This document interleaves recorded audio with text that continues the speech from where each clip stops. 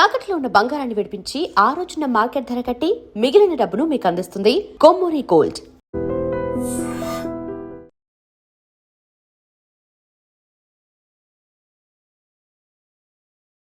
నాకు ఏమన్నా అన్ని చూసారా అడిగిన క్వశ్చన్ అనిల్ అదే అర్థం అన్ని సినిమాల్లో అన్ని క్యారెక్టర్స్ బాగానే ఉంటాయి.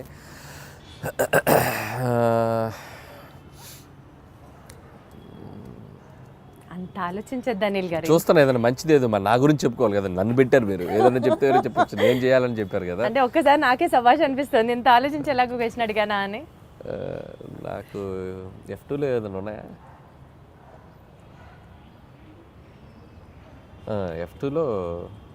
F2లో రఘుబాబు గారి రోల్ బాగుంటుంది నాకు. సో వెంకీ గారి పక్క నుండి ఎమ్మెల్యే క్యారెక్టర్, అదైతే నన్ను పెట్టుకొని ఇంకోసారి తీసుకుంటాను. అది బాగుంటుంది, వాళ్ళిద్దరు మంచి కెమిస్ట్రీ కూడా బాగుంటుంది. కరెక్ట్ సూట్ అవుతుంది కదా పర్ఫెక్ట్ గా. వండర్ఫుల్. సెట్ లో హ్యాండిల్ చేయడానికి హీరోస్ బెటరా, హీరోస్ ఈజీయా, లేకపోతే కమెడియన్స్ ని హ్యాండిల్ చేయడం సెట్ లో కష్టమా? నాకు అందరితో ఒకటే ఈక్వేషన్, హీరో అయినా కమెడియన్ అయినా అందరితో బాగుంటాను నేను.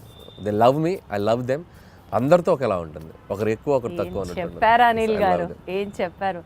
సో యూజువల్లీ మీరు ఒక సినిమాకి టైటిల్ పెట్టేటప్పుడు స్క్రిప్ట్ ఫస్ట్ చూస్తారా, లేకపోతే క్యాచీ టైటిల్ కావాలనుకుంటారా? క్యాచీ టైటిల్ ఆలోచిస్తా. స్క్రిప్ట్ కి సంబంధం లేకపోతే లింక్ అవ్వాలని ఆలోచిస్తాం. అది లింక్ అవ్వాలి. స్క్రిప్టా క్యాచీ టైటిల్? Catchy title. ఇప్పుడు జీవితాంతం బతకడానికి కావాల్సినంత డెలిషియస్ ఫుడ్ ఒకవైపు, బ్లాక్ బస్టర్ సినిమాలు ఒకవైపు, ఈ రెండిట్లో ఒకటి చూస్ చేసుకోవాలంటే ఏం చేస్తారు? Block buster films. అంటే ఫుడ్ లేకపోయినా పర్లేదా? ఓకే, సినిమా అనేది నాకు ఎనర్జీ కిక్. అది సినిమా. మీ రియల్ లైఫ్ లో విలన్ ఎవరు?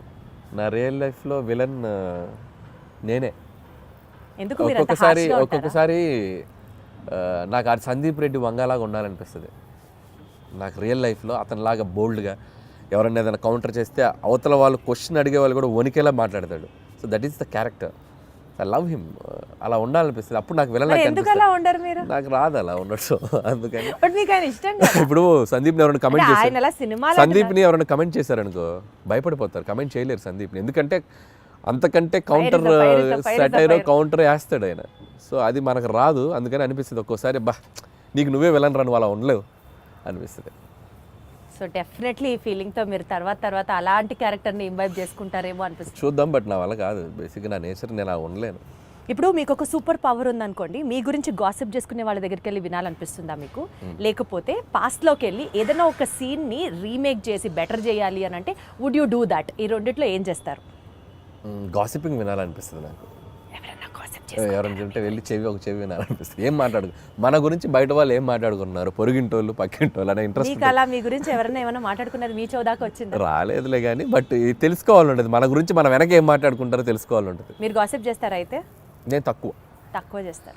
గాసిపింగ్ చేయని మనుషులు ఎవరు ఉండరు. ఎందుకంటే హ్యూమన్ బీయింగ్కి ఫస్ట్ మాట్లాడుకునేదే గాసిపింగ్. అదేంటి ఇదేంటి అనే మాట్లాడుకుంటాం మనం. లేకపోతే కాన్వర్జేషన్స్ ఎక్కడ జరుగుతాయి?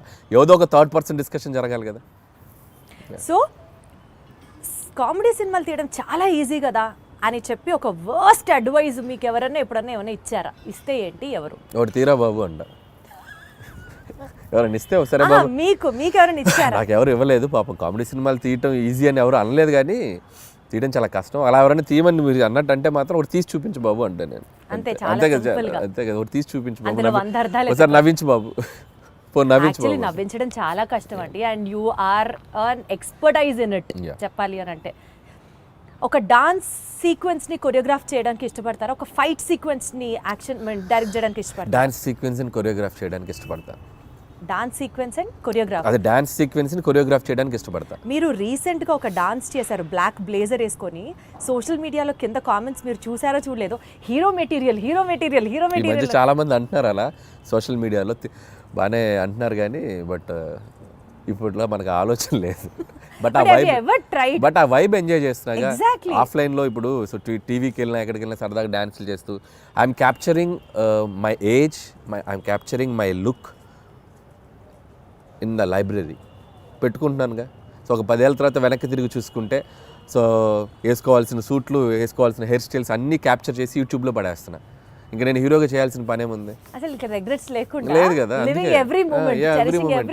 ఆ ఫీలింగ్ కూడా లేకుండా నాకు నేను ఇలా కనిపించామరా మనం బాగానే ఉన్నాం కదా అనిపించుకోవడానికి అన్ని వేషాలు వేసేసాం. ఇంకేంటి, అట్లా కాదు, జెన్యున్ గానే జనాలు నిజంగా అంటున్నారు So, హీరో అంటే material it's not my cup of tea. Because you also dance so good అండి. అదే అంటే దానికి హీరో అవ్వాల్సిన పని ఏం లేదు. సో ఏదైనా మంచి ఫ్యూచర్లో ఆఫ్టర్ 6-7 years ఏదైనా క్యారెక్టర్ ఆర్టిస్ట్కి యాక్టర్గా చేయాలని ఉంది నాకు. హీరో అనేది ఇట్స్ లైక్ సో చేస్తారన్నమాట. యాక్టింగ్ చేస్తాను చాలాసార్లు చెప్పాను. I become an actor but not like a hero. Hero అని it's like a big responsibility.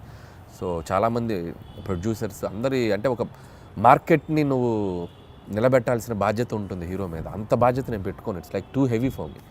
Actor అనుకోండి, పెయిడ్ హాలిడే వెళ్ళిపోయి క్యారవాన్లో కూర్చొని సరదాగా ఆ రోజు ఎంజాయ్ చేసి వచ్చేయచ్చు. మన మీద ఏం బరువు బాధ్యతలు ఉండవు కదా, అంతే కదా.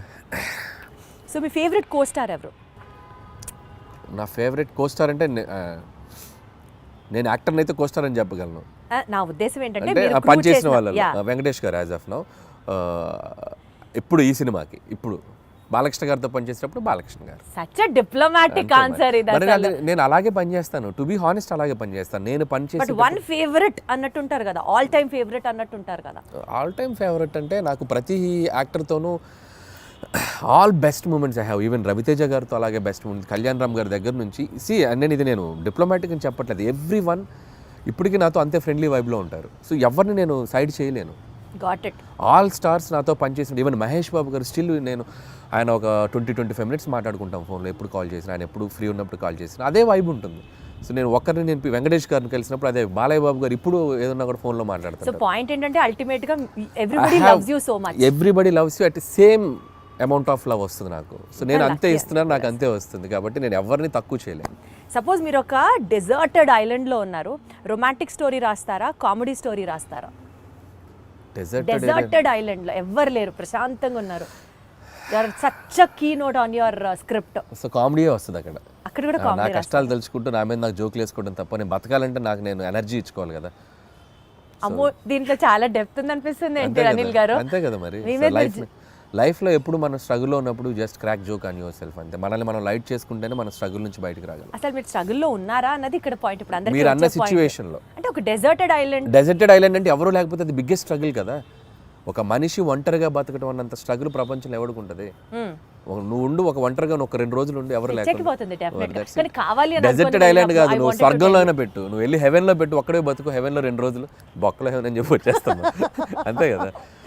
Wonderful. So coming back to the movie thing, 10th game changer release అవుతుంది, 12th డాకు మహారాజ్ రిలీజ్ అవుతుంది, అండ్ 14th సంక్రాంతికి వస్తున్నాం రిలీజ్ అవుతుంది. టెన్షన్ ఉందా ఈ కాంపిటీషన్లో ఎలా పర్ఫామ్ చేస్తాము అని? సో టెన్షన్ లేదు. జనాలు డబ్బుల్ని దాచుకొని మరి why they have to see సంక్రాంతికి వస్తున్నాం. సో ఆల్రెడీ మేము ఆడియన్స్కి ఏం చేస్తున్నాము, ఏం చూపించబోతున్నాం అనేది క్లియర్గా చెప్పేసాం. సో మా ఆడియన్స్ మాకు రావడానికి సిద్ధంగా ఉన్నారనే నమ్మకం ఉంది. సో అలాగే మిగతా సినిమాలకు కూడా దేర్ సెట్ ఆఫ్ ఆడియన్స్ వాళ్ళకున్న. రామ్ చరణ్ గారి గ్లోబల్ స్టార్, ఆయనకున్న ఇమేజ్, ఆయనకున్న స్టార్డమ్, ఫ్యాన్ ఫాలోయింగ్, ఈ హ్యావ్ హిస్ ఓన్ స్ట్రెంగ్త్. అలాగే బాలయ్య బాబు గారు కంప్లీట్ మాస్ యుఫోరియా ఉన్న హీరో. సో ఆయన సెట్ ఆఫ్ ఆడియన్స్ ఆయనకున్నారు. మాదొక బుల్లి మార్కెట్, మా గోల్లో మేము ఉన్నాం కాబట్టి సో భయం లేదు. అండ్ సంక్రాంతి నాకు ఇది 3వ సంక్రాంతి. సో ప్రతి సంక్రాంతికి ఒక కాంపిటీషన్ ఉంటుంది. సో నా వరకు నేను సర్వే అవుతూనే వస్తున్నాను. సో 2 సంక్రాంతులు కూడా బీభత్సంగా ఆడినాయి నా 2 సినిమాలు. సో ఈసారి కూడా ఒక సేఫ్ బెట్లోనే ఉన్నానని అనిపిస్తుంది. ఆ 2 సినిమాలు కూడా అద్భుతంగా ఆడాలి, నా సినిమా కూడా బాగా ఆడాలి. Super duper. Very diplomatic answer, but still you wanted, but still everyone wants, whole industry wants that. Absolutely. అందరం బాగుండాలి, అందులో మేము ఉండాలి అన్నట్టు. So good luck to you Anil garu, more power to you, super power to you. ఈ సినిమా super success అవ్వాలని కోరుకుంటున్నాను. All the very best.